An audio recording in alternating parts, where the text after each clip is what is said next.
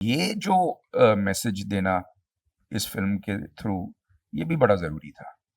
लोग स्पेशली मर्द जो हैं वो फर्टिलिटी टेस्ट और ये सब करने से डरते हैं या कतराते हैं। एक ऑडियंस है वहाँ जो अलग-अलग किस्म का कंटेंट देखना चाहती है। ज़्यादा मेरी फ़िल्में एए सर्टिफ़िकेट ही रही है। अब राज़ और 1920 और इसके बारे में तो ऑडियंस सब जानती ही है।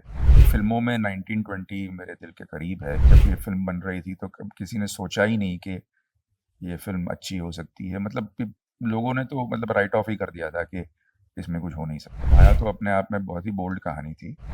शायद अगर फ़िल्म बनती तो उसे डबल ए सर्टिफ़िकेट मिल जाता। तो आइडियाज़ तो हमारे पास कई होते हैं। नमस्कार, मैं हूँ विक्रम भट्ट और आप देख रहे हैं पंजाबकेसरी.com। जब डॉक्टर अजय मोडिया ने आपको अपनी कहानी बताई तो उनकी कहानी में ऐसी कौन सी बात थी जिसकी वजह से आपने सोचा कि आप ये फिल्म बनाएंगे?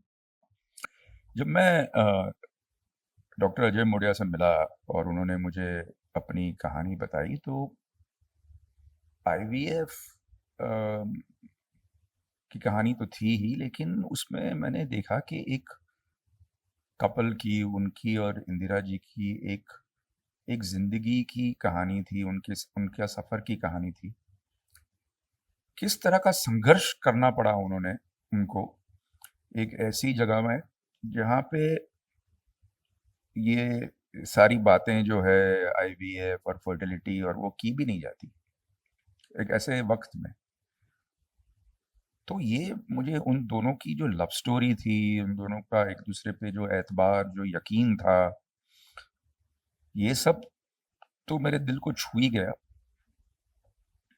लेकिन एक और अहम बात ये थी कि जो ये आईवीएफ के बारे में जो अ, चर्चा है या जो चर्चा नहीं हो रही है, वो चर्चा होनी चाहिए। क्योंकि लोग स्पेशली मर्द जो हैं वो फर्टिलिटी टेस्ट और ये सब करने से डरते हैं या कतराते हैं, क्योंकि उनको लगता है कि अगर कहीं अ, उनमें कहीं कोई प्रॉब्लम दिखी तो वो मर्द नहीं है या उनकी मर्दानगी कुछ कम हो जाएगी इससे। और ये बिल्कुल सच नहीं है। जैसे हमारे शरीर के अलग-अलग अंग होते हैं जो अलग-अलग तो ये भी हमारे शरीर का एक हिस्सा है। और अगर बुखार हो सकता है, पेट में दर्द हो सकता है, तो ऐसा भी हो सकता है। तो ये जो मैसेज देना इस फ़िल्म के थ्रू, ये भी बड़ा ज़रूरी था। अम, तुमको मेरी कसम क्या आपकी पहली फिल्म है यूएस सर्टिफिकेट वाली? नहीं, नहीं, मेरी पहली फ़िल्में पहले ऐसी फ़िल्में हैं, जो यूए सर्टिफ़िकेट वाली हैं। बस ये है कि याद नहीं है मुझे कौन-सी है। शायद दीवाने हुए पागल होगी, लेकिन अ, उसको छोड़कर ज़्यादातर मेरी फ़िल्में मुझे लगता है अम, फ़रेब से लेके अब तक ज़्यादा मेरी फ़िल्में एए सर्टिफ़िकेट ही रही है। कुछ एक, कुछ यूए होंगी मगर मुझे याद नहीं। आप ज्यादातर ओटीटी सीरीज पर काम करते हैं। इतने सारे अलग अलग कंटेंट के आइडियाज कहाँ से आते हैं आपके पास? मैं ओटीटी सीरीज़ में काम नहीं करता हूँ। ये कुछ समझ में नहीं आया मेरे को। राज 1920 गुलाम जैसी फिल्मों को लोगों ने बहुत पसंद किया और बहुत प्यार दिया। उनसे जुड़ी कुछ ऐसी बातें जो ऑडियंस ना जानती हो। अब राज़ और 1920 और इसके बारे में तो ऑडियंस सब जानती ही है। हाँ, इस सब फ़िल्मों में 1920 मेरे दिल के करीब है, क्योंकि वो फ़िल्म मैंने ऐसे वक़्त में बनाई थी जब उसके पहले मेरी बहुत फ्लॉप फ़िल्म्स आई थी। और कहीं इंडस्ट्री और लोगों ने सोच लिया कि भई ये तो चैप्टर ख़त्म हो गया, अभी इनसे कुछ ज़्यादा होगा नहीं। मैं अकेला था। लिखी मैंने। अम, सब लोग कह रहे थे कि यार ये पीरियड में हॉरर कैसे चलेगी? ये क्या तुमने क्लासिकल गाना कर दिया वादा। आप यकीन नहीं करेंगे, मैं हर स्टूडियो के पास गया, लेकिन किसी ने पिक्चर खरीदी नहीं। एंड में हम प्रोड्यूसरों को खुद ही रिलीज़ करनी पड़ी पिक्चर। तो ये जो संघर्ष थी 1920 बनाने की, जब आप अकेले खड़े हैं और आपके साथ कोई नहीं होता, तब जो सफ़र, ये तो अच्छा है कि सफ़र कामयाब हो गया, वरना आज शायद मैं उसके गम में ही होता। लेकिन 1920 के बारे में शायद ये कोई नहीं जानता कि किस तकलीफ़ों से, किस किस कदर अ, जब ये फ़िल्म बन रही थी तो कब किसी ने सोचा ही नहीं कि ये फ़िल्म अच्छी हो सकती है। मतलब कि लोगों ने तो मतलब राइट ऑफ ही कर दिया था कि इसमें कुछ हो नहीं सकता।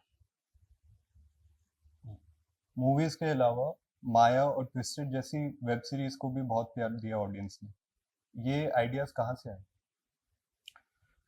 माया और ट्विस्टेड के आइडियाज़, देखिए, एक ऑडियंस है वहाँ जो अलग-अलग किस्म का कंटेंट देखना चाहती है, और ये किस्म का जो कंटेंट है ये आप फ़िल्म में नहीं बना सकते।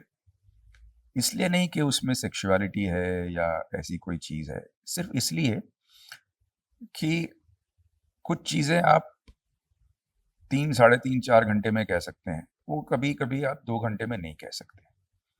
ख़ैर, माया तो अपने आप में बहुत ही बोल्ड कहानी थी, और शायद अगर फ़िल्म बनती तो उसे डबल ए सर्टिफ़िकेट मिल जाता। लेकिन ट्विस्टेड की कहानी भी, तो आइडियाज़ तो हमारे पास कई होते हैं, लेकिन कभी-कभी ज़रिया नहीं होता उस आइडिया को बताने का। लेकिन वेब सीरीज़ और यूट्यूब के ज़रिए हम कह पाए इसे। माया सीरीज के काफी पार्ट्स भी आए, काफी प्यार भी मिला। क्या उसे लेकर कभी कोई कंट्रोवर्सी का सामना करना पड़ा? नहीं, ऐसी सीरीज बनाने में क्या कुछ डिफिकल्टीज आती हैं? ऐसी सीरीज़ बनाने में डिफ़िकल्टी क्यों आनी चाहिए? अगर आपका मकसद कुछ कहना है, जैसे माया में ये कहा है कि भई सेक्सुअलिटी में कुछ पर्वर्स नहीं होता अगर 2 लोग जो हैं उसमें शामिल होते हैं और किसी को कोई चोट नहीं पहुँच रही।